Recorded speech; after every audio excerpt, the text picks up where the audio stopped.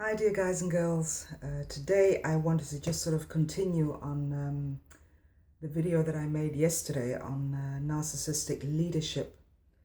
And I received very many emails from a lot of you.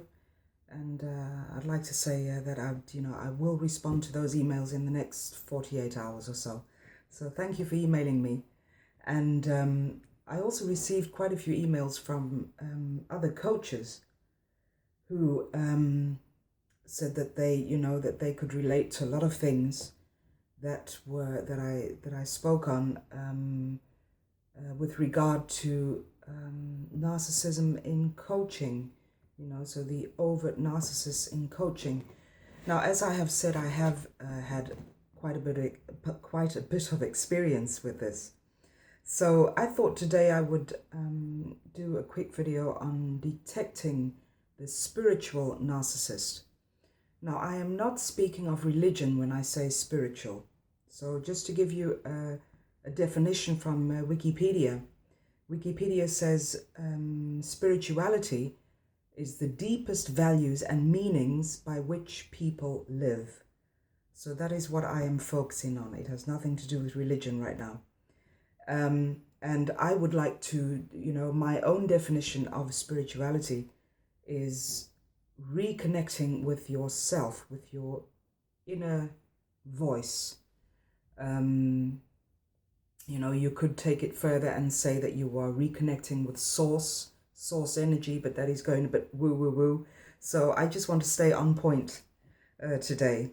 And my definition of spirituality is reconnecting with your inner self, your higher self. So what is your higher self? That is when you are aware, when you are conscious of your own behavior, your own shortcomings, your good points, how you react to others, how you interact with others, the values that you place on your life, the way you conduct yourself, not only your behaviors, but also, how do you carry yourself in life? So that to me is spirituality. And, I understand that so many of you are maybe right at this very moment on your spiritual journey, because I believe that when recovering from narcissistic abuse and emotional abuse, you are on a spiritual journey because you are reconnecting to yourself, to your own values. I have been on the spiritual journey for most of my life, and every time I discover something new about myself, and I see it in those around me who are also on their journey, and how you just progress and how you grow and how you develop. And I think it's a beautiful thing to be on that spiritual path.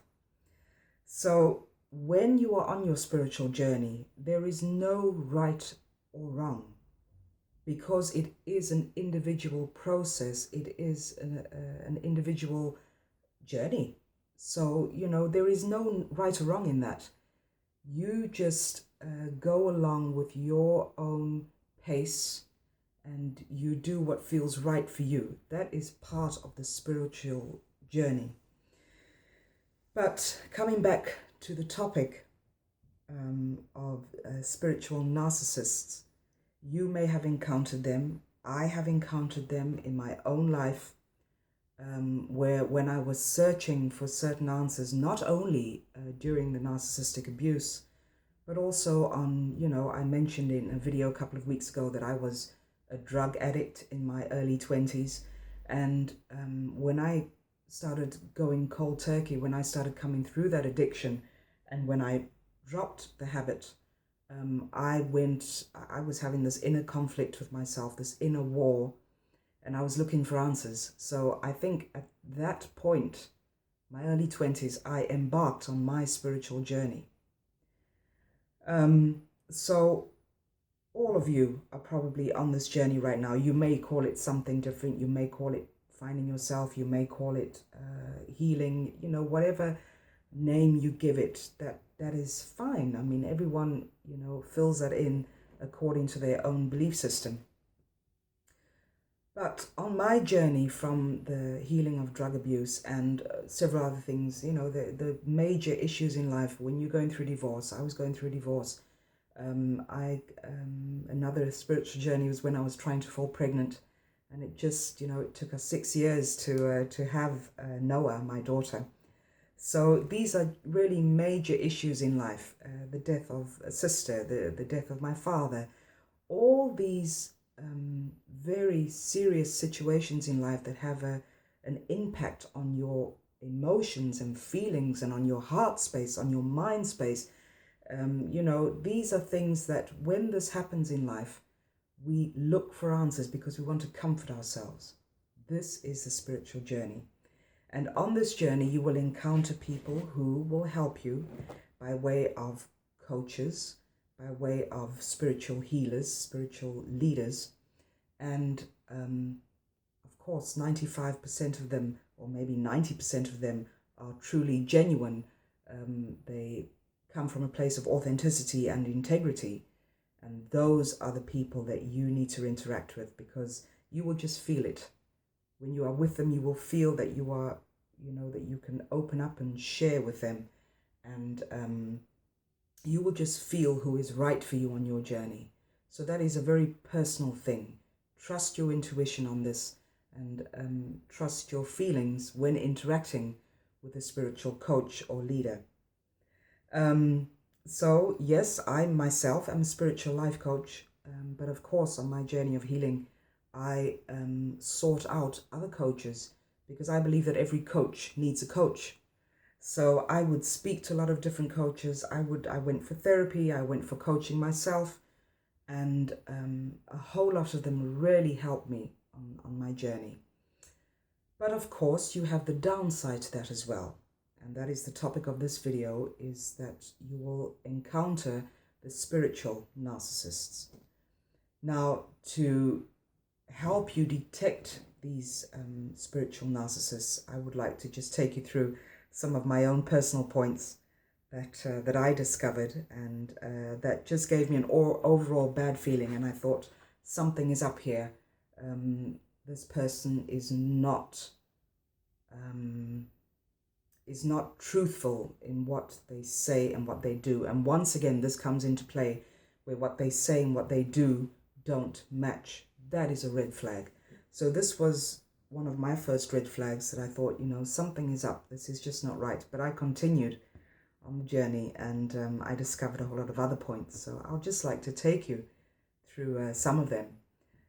You will find that when you interact with a spiritual narcissist, that they will oftentimes, very often, they will drudge up your past and they will judge you on this.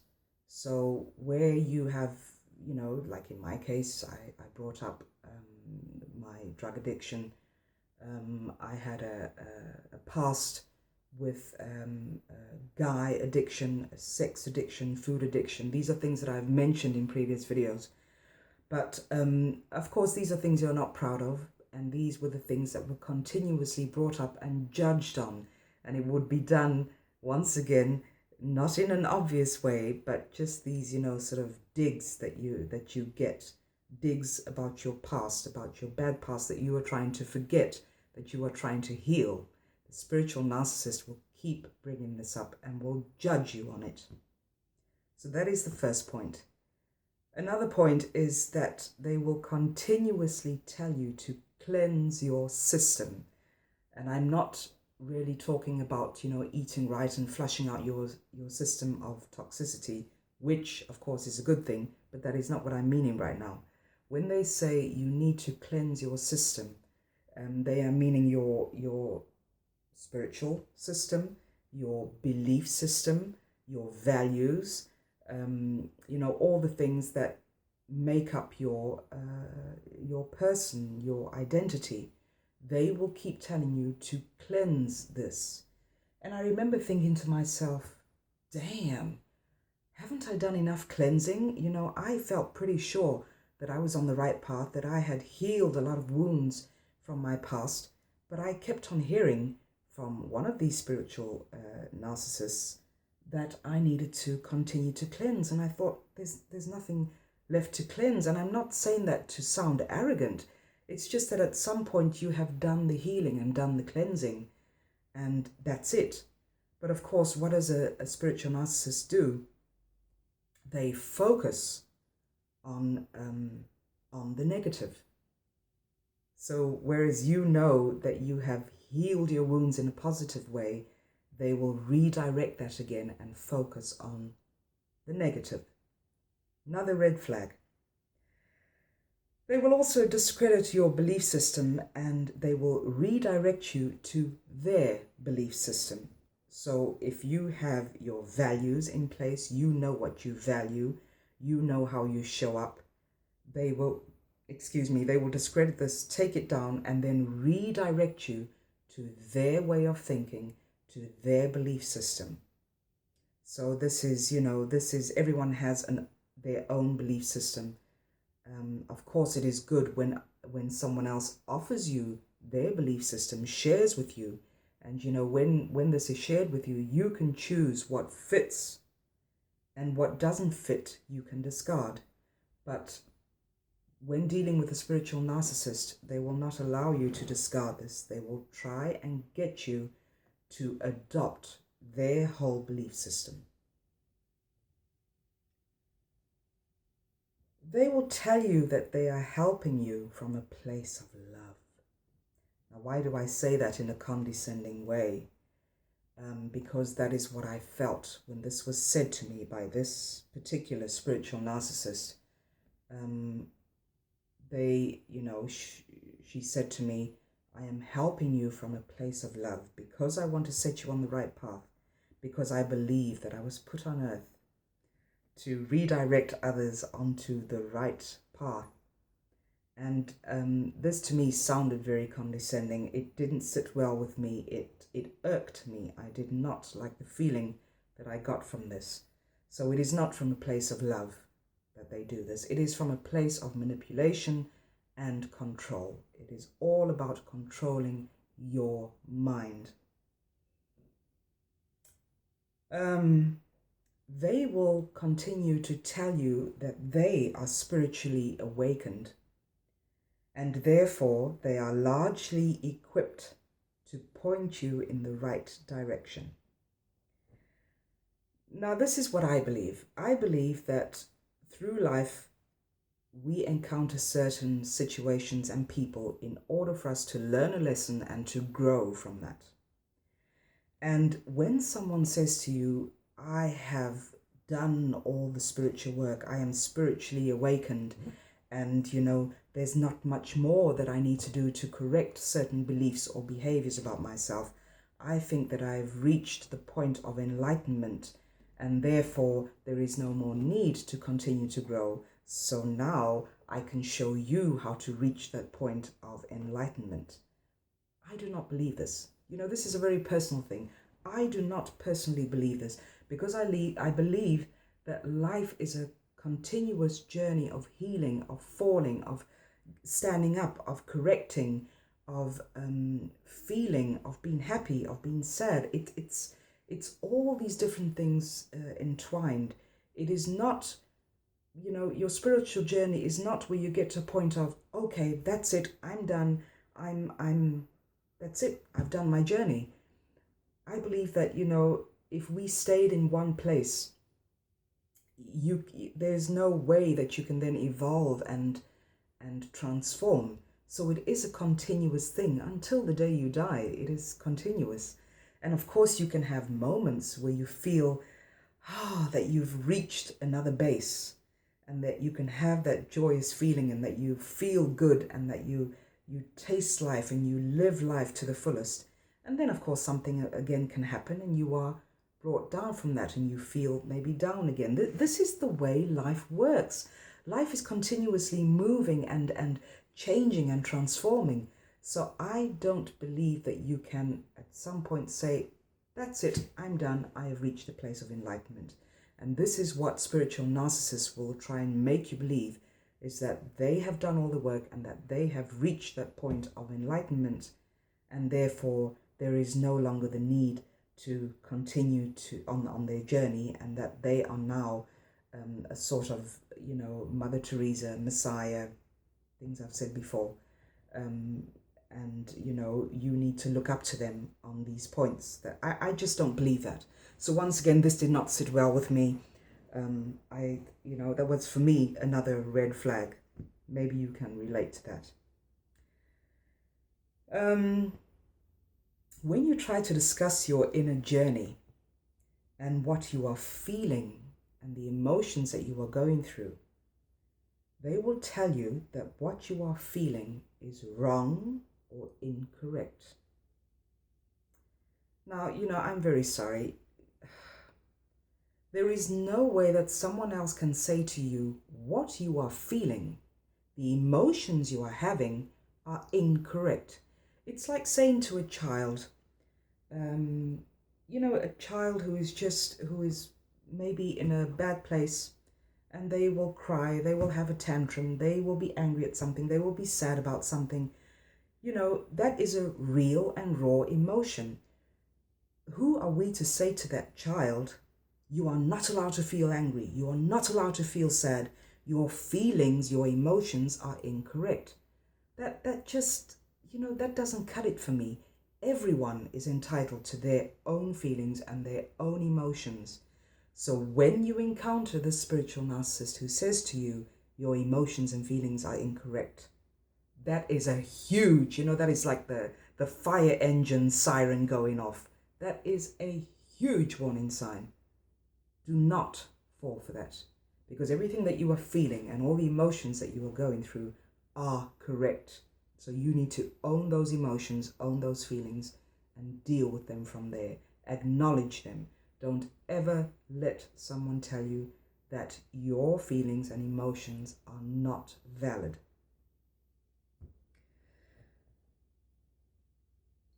These spiritual narcissists, coaches, teachers, are very competitive with other spiritual coaches and teachers. Very competitive. And I believe that everyone has their values to bring to the coaching branch. I believe that, as being a coach myself, everyone comes from a different walk of life. And I think that's what makes the coaching business so rich and so beautiful, because we all bring our own experience and we share, and you share your experiences and your values with us. And then you get this lovely interaction of color and feelings and emotions. And I think that is why I chose to become a coach, because this makes me so happy when interacting with people, when you can share the passion of the spiritual journey. That is what it is all about: sharing your passion, sharing your story, sharing what you have learned, your insights. And and that is the way you learn from others, and that is the way you can teach others as well. So why get into competition with other coaches and teachers? There is no need for competition. There is enough room on the stage of life for every single person. My 10th point, I think it was, when you share your knowledge with them, they will smirk at it and discredit it. So whatever knowledge, and this is knowledge that you bring with you from your life experiences, when you share that with a spiritual coach, that is the way to go. That is what you should be doing. That is what I also encourage in my practice. Share your experience. How do you see things? What is your perspective? What is your perception of things? This is very important. So when you share your knowledge with them and they smirk at it or discredit it, that is not a good thing. So be warned. That is a humongous red flag. I think all of them are humongous red flags, but these are the ones that really get me going, because, of course, this is from my own experience. So, share your knowledge. That is what knowledge is for. If you keep your knowledge to yourself, you don't share it, what is the point of having it? So, do not be deterred from sharing your knowledge. And but be warned that if the spiritual narcissist discredits your knowledge, then something is up. When you find on your spiritual journey that you are having an inner breakthrough, I love these inner breakthroughs, the spiritual narcissist will try and take credit for this very fact. So you get through this breakthrough, you suddenly discover what the wounds from your past are, and you heal that wound. And by healing the wound, you make a breakthrough. And it's a wonderful moment to go through. I'm sure many of you have experienced this, where you just suddenly, it clicks. You get it. And you get so happy about this, and you can shout it from the rooftops. You're so happy for making this breakthrough in your personal life. And that happiness will try and, they will try and break that down. They will try and take absolute credit for your breakthrough. And they may have offered you the tools on your journey. I'll let them have that. They are very good at offering you the right tools and techniques to help you. But you are the one who makes the breakthrough, because this is your inner work that you are doing. So they have no place in taking all the credit for it. When you shine with happiness, these spiritual narcissists will make a full-blown attack on you. That shining of happiness where you're just so woohoo, you're so happy from your breakthrough, and you will just be, you will be bathing in your happiness, and you'll be basking in the warmth of it all. And the spiritual narcissist will not be able to handle this. They just won't. So they will make a full attack on you, and they will they will display their absolute envy. Now, the envy that I spoke of in a previous video, that envy, that toxic envy, where it eats away at them. And this you will see in the smirk. You will feel it by the little digs that they will give. And once again, they will try and discredit your whole experience. They will just try and take that down completely. So don't ever stop shining with happiness. Just don't stop doing it. When you make that breakthrough, when you feel that you have accomplished and you have been successful on your journey, celebrate that. Because the spiritual journey that you are on is so rich, and it is so fulfilling.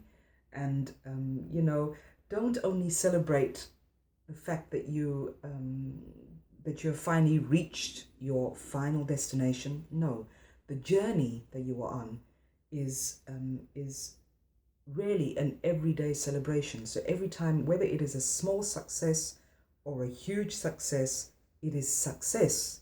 So celebrate each and every little or small or big success that you experience.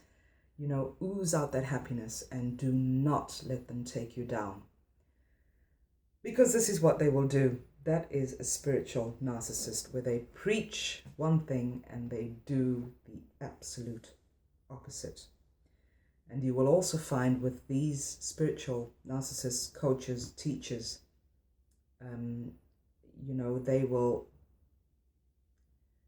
they work from their ego, mainly from their mind, and they will have a huge toolbox of techniques and assignments and tools to get you going on your spiritual journey.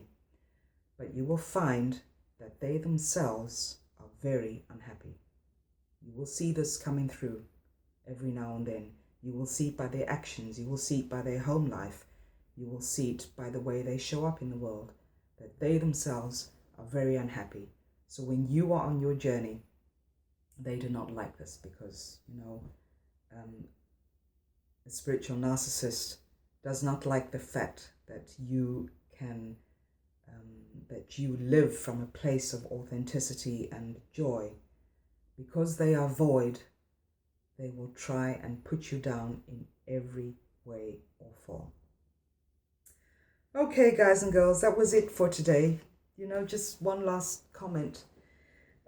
When you look back on your experiences, and you will see a lot of hurt, a lot of invalidation, a lot of loss of strength from going through narcissistic abuse. But, don't forget, just always remember that you need to be aware of your present state, where you are right now. Because the present state is the important state. What are you feeling right now? What are you going through? Validate your own emotions and feelings, because that is what will heal you. That is what will get you to the next level. So yes, sometimes reflect on your past, see what you've been through, validate that as well, and then come into the present and take it from there. That is the only way to go. Don't look back over your shoulder too much, because the journey is always moving forward, and you may stop now and then to rest and to reflect on certain things. But when you have done the reflection, of reflecting of certain things and rethinking and reevaluating, take that along with you. Those are wonderful gifts to take with you, and then continue to move on your journey. Thanks again for watching today. Just wishing you peace, love, and happiness, and looking forward to reconnecting with you sometime this week again. Have a happy Sunday, guys and girls. Bye now.